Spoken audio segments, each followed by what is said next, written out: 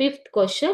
What a normal person can understand is almost a riddle to the blind boy. What is it?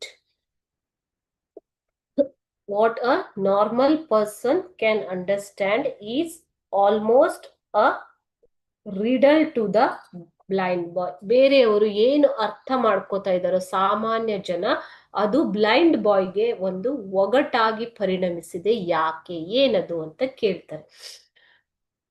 Answer is, we can very well recognise day and night. ನೀವು V ಅಂತಂದ್ರೆ ಕಣ್ಣಿರುವಂತವರು, ದೃಷ್ಟಿ ಇರುವಂತವರು ಏನ್ ಮಾಡ್ಬೋದು, day and night, ಹಗಲು ಮತ್ತು ರಾತ್ರಿಗಳನ್ನ ಈಸಿಯಾಗಿ, ತುಂಬಾ ಸುಲಭವಾಗಿ ಗುರುತಿಸಬಹುದು ಅಲ್ವಾ. The blind boy does not know what is day and night.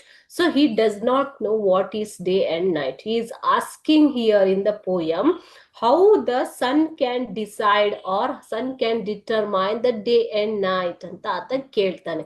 ಸೂರ್ಯನ ಬೆಳಕನ್ನ ನಾನು ನೋಡಿಲ್ಲ, ಹಾಗೇನೆ ಸೂರ್ಯ ಹೇಗೆ ದಿನ ಮತ್ತು ರಾತ್ರಿಯನ್ನ ಡಿಸೈಡ್ ಮಾಡ್ತಾನೆ ಅನ್ನೋದು ಆತನಿಗೆ ಒಗ್ಗಟ್ಟಾಗಿ ಪರಿಣಮಿಸಿದೆ.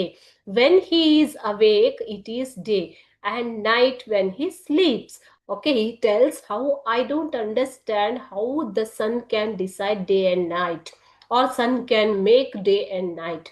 So when I am awake it's day for me, when I am playing it's day, and when I am sleeping it's night for me. So ಆತನಿಗೆ ಆತ ಮಲಗಿದ್ದಾಗ ರಾತ್ರಿ, ಆತ ಎಚ್ಚರವಾಗಿದ್ದಾಗ ಆಡುತ್ತಿದ್ದಾಗ ಹಗಲು.